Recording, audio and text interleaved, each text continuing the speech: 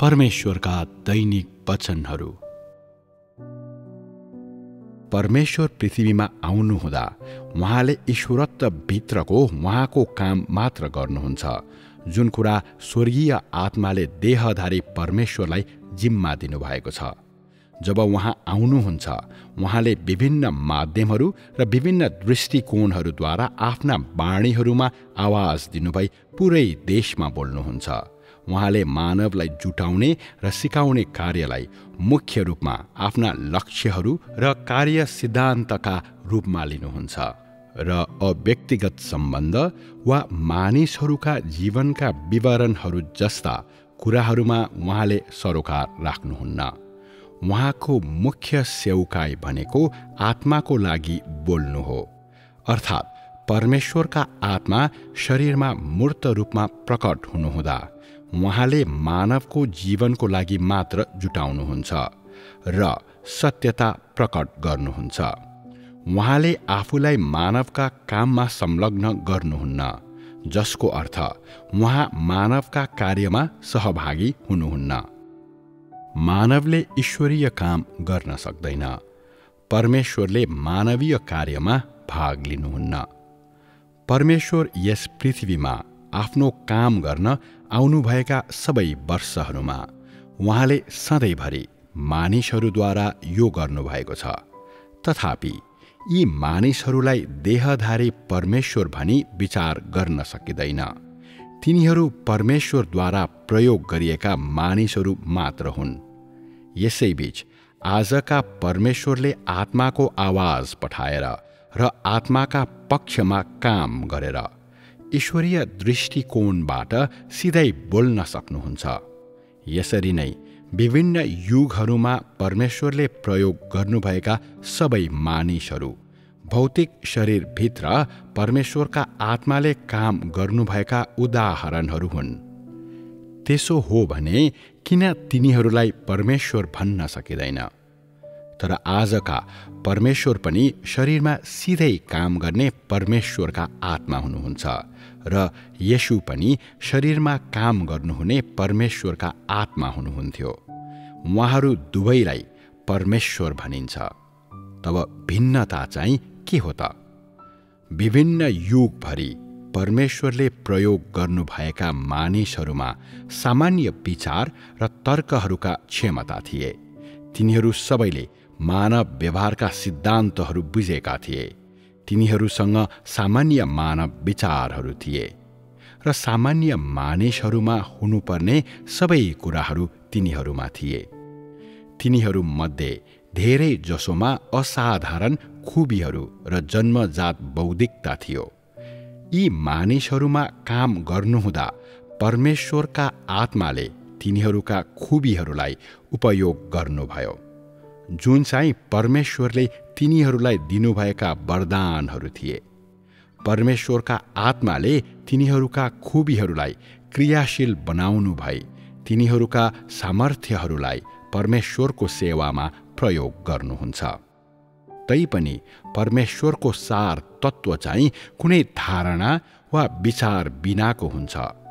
मानवीय अभिप्रायहरूले यसलाई परिवर्तन गर्न सक्दैनन् र सामान्य मानवसँग भएका कुराहरू समेत यसमा हुँदैनन्। यसो भन्नुको तात्पर्य चाहिँ उहाँ मानव व्यवहारका सिद्धान्तहरूसँग पनि परिचित हुनुहुन्न भन्ने हो। आजका परमेश्वर पृथ्वीमा आउनुहुँदा यही नै हुन्छ। उहाँका काम र वचनहरू मानव अभिप्रायहरू वा मानव विचारहरूद्वारा मिश्रित हुँदैनन्, तर यी आत्माका अभिप्रायहरूका सिधा प्रदर्शन हुन्। अनि उहाँले सिधै परमेश्वरका पक्षमा काम गर्नुहुन्छ। यसको अर्थ आत्मा सिधै बोल्नुहुन्छ, अर्थात् अलिकति मानव अभिप्रायहरू नमिसाइकन नै ईश्वरत्वले सिधै काम गर्छ। अर्को किसिमले भन्नुपर्दा देहधारी परमेश्वर मानव विचार वा धारणाहरू बिना र मानव व्यवहारका सिद्धान्तहरूका बुझाइ बिना नै सिधै ईश्वरत्वले भरिनुहुन्छ। यदि ईश्वरत्व मात्र कार्यमा हुनुहुन्थ्यो भने पृथ्वीमा परमेश्वरको कार्यलाई कार्यान्वयन गर्ने कुनै उपाय नै हुने थिएन। यसैले परमेश्वर पृथ्वीमा आउनुहुँदा परमेश्वरले ईश्वरत्वमा गर्नुहुने कामसँगको एकतामा मानवसँग काम गर्न उहाँले प्रयोग गर्नुहुने मानिसहरूको सानो सङ्ख्या उहाँसँग हुनै पर्छ। अर्को प्रकारले भन्नुपर्दा उहाँको ईश्वरीय कार्यलाई कायम राख्न उहाँले मानव कार्यलाई प्रयोग गर्नुहुन्छ। अन्यथा ईश्वरीय कार्यसँग सिधै संलग्न हुन मानवका लागि कुनै उपाय नै हुने थिएन। येशू र उहाँका चेलाहरूसँग यही नै भएको थियो। यस संसारको आफ्नो समयावधिमा येशूले पुराना व्यवस्थाहरूलाई रद्द गरी नयाँ आज्ञाहरू स्थापित गर्नुभयो। उहाँले धेरै वचनहरू पनि बोल्नुभयो। यो सबै काम ईश्वरत्वमा गरिएको थियो। पत्रुस, पावल, यूहन्ना जस्ता अरू व्यक्तिहरूले येशूका वचनहरूका जगमा आफ्ना कामलाई स्थापित गरेका थिए। यसो भन्नुको तात्पर्य चाहिँ परमेश्वरले अनुग्रहको युगको थालनी गर्नुभई त्यस युगमा आफ्नो काम सुरु गर्नुभयो। अर्थात् उहाँले परमेश्वर सुरु र अन्त्य हुनुहुन्छ भन्ने वचनहरूलाई पूरा गर्नुभई पुरानोलाई रद्द गरी नयाँ युगको सुरुवात गर्नुभयो। अर्को प्रकारले भन्नुपर्दा मानिसले ईश्वरीय कामको जगमाथि मानव काम गर्नै पर्छ।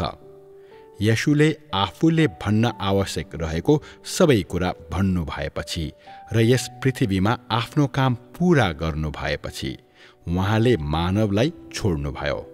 यसपछि काम गर्ने सबै मानिसहरूले उहाँका वचनहरूमा अभिव्यक्त भएका सिद्धान्तहरू अनुसार यसो गरे र उहाँले बोल्नुभएका सत्यता अनुसार यसको अभ्यास गरे। यी सबै मानिसहरूले येशूका निम्ति काम गरे।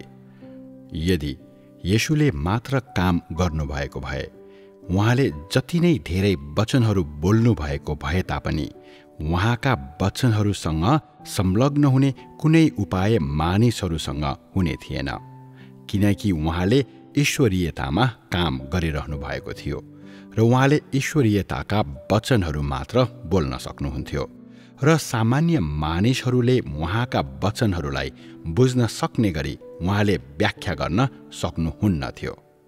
अनि उहाँसँग प्रेरितहरू र अगम वक्ताहरू हुनुपर्ने थियो जो उहाँका कामलाई पूरा गर्न उहाँका पछि आएका थिए। देहधारी परमेश्वरले कसरी आफ्नो काम गर्नुहुन्छ भन्ने कुराको यो एउटा सिद्धान्त हो। बोल्नका लागि देहधारी शरीरको प्रयोग गर्ने र ईश्वरत्वको काम पूरा गर्ने कार्य र उहाँको कामलाई पूरा गर्न परमेश्वरको हृदय अनुसारका केही मानिसहरूलाई वा सायद धेरै मानिसहरूलाई प्रयोग गर्ने, अर्थात् मानवलाई हेरचाह गर्ने र पानी जुटाउने कार्य गर्नका लागि परमेश्वरका हृदय अनुसारका मानिसहरूलाई उहाँले प्रयोग गर्नुहुन्छ। यसरी परमेश्वरका छानिएका मानिसहरू सत्यता वास्तविकतामा प्रवेश गर्न सक्नेछन्। यदि उहाँ शरीरमा आउनुहुँदा परमेश्वरले ईश्वरत्वको काम मात्र गर्नुभयो र उहाँसँग काम गर्नका लागि उहाँका हृदय अनुसारका मानिसहरू यदि उहाँसँग थिएनन् भने परमेश्वरको इच्छा बुझ्न वा परमेश्वरसँग संलग्न हुन मानव असक्षम हुने थियो। यस काम पूरा गर्न मण्डलीहरूमाथि देखरेख गर्न र हेरचाह वा गोठालो गर्न परमेश्वरले आफ्नो हृदय अनुसारका सामान्य मानिसहरूलाई प्रयोग गर्नै पर्छ। यसरी मानवका मानसिक प्रक्रियाहरू र उसको दिमाग कल्पना गर्न सक्ने क्षमताको तहलाई प्राप्त गर्न सकिन्छ। अरू शब्दहरूमा भन्नुपर्दा परमेश्वरले आफ्नो ईश्वरत्वभित्र गर्नुहुने कामलाई रूपान्तरण गर्न आफ्ना हृदय अनुसारका मानिसहरूको सानो सङ्ख्यालाई प्रयोग गर्नुहुन्छ ताकि ईश्वरीय भाषालाई मानवीय भाषामा परिवर्तन गर्नको लागि यसलाई खुल्ला गर्न सकियोस्। यसरी मानिसहरूले यसलाई जान्न र बुझ्न सक्छन्। यदि परमेश्वरले त्यसो नगर्नु भएको भए कसैले पनि परमेश्वरको ईश्वरीय भाषा बुझ्न सक्ने थिएनन्, किनकि परमेश्वरको हृदय अनुसारका मानिसहरू आखिर अल्पसंख्यक नै छन् र मानवको बुझ्न सक्ने क्षमता कमजोर छ। त्यसैले त देहधारी शरीरमा काम गर्नुहुँदा मात्र परमेश्वरले यस तरिकालाई छान्नुहुन्छ। यदि त्यहाँ ईश्वरीय काम मात्र थियो भने मानिसले परमेश्वरलाई चिन्ने वा उहाँसँग संलग्न हुने कुनै उपाय हुने थिएन, किनकि मानवले परमेश्वरको भाषा बुझ्दैन। परमेश्वरका वचनहरूलाई स्पष्ट पार्ने उहाँका हृदय अनुसारका मानिसहरूका प्रतिनिधित्वद्वारा मात्र मानवले यो भाषालाई बुझ्न सक्छ। तथापि मानवताभित्र काम गर्ने त्यस्ता मानिसहरू मात्र त्यहाँ थिए भने त्यसले मानवको सामान्य जीवनलाई मात्र कायम राख्न सक्थ्यो। यसले मानवको स्वभावलाई परिवर्तन गर्न सक्दैनथ्यो। परमेश्वरको कामको नयाँ सुरुवात बिन्दु हुन सक्दैनथ्यो। त्यहाँ उही पुराना गीतहरू, उही पुराना सामान्य विवरणहरू मात्र हुन्थे। उहाँको देहधारणको समयावधिमा भन्नुपर्ने सबै कुराहरू भन्ने र गर्नुपर्ने सबै कुराहरू गर्ने, त्यसपछि उहाँका वचनहरू अनुसार मानिसहरूले काम गर्ने र अनुभव गर्ने, देहधारी परमेश्वरका प्रतिनिधिद्वारा मात्र तिनीहरूका जीवन स्वभाव परिवर्तन हुन सक्थे र यसरी तिनीहरू समयहरूसँग बग्न सक्थे। ईश्वरत्वभित्र काम गर्नुहुनेले परमेश्वरको प्रतिनिधित्व गर्नुहुन्छ। मानवताभित्र काम गर्नेहरू चाहिँ परमेश्वरले प्रयोग गर्नुभएका मानिसहरू हुन्। यसो भन्नुको तात्पर्य देहधारी परमेश्वर चाहिँ परमेश्वरद्वारा प्रयोग गरिएका मानिसहरूबाट खास रूपमा भिन्न हुनुहुन्छ। देहधारी परमेश्वरले ईश्वरीय काम गर्न सक्नुहुन्छ भने परमेश्वरद्वारा प्रयोग भएका मानिसहरूले गर्न सक्दैनन्। प्रत्येक युगको सुरुमा परमेश्वरका आत्मा व्यक्तिगत रूपमा बोल्नुहुन्छ र मानवलाई नयाँ सुरुवातमा ल्याउनका लागि नयाँ युगको उद्घाटन गर्नुहुन्छ।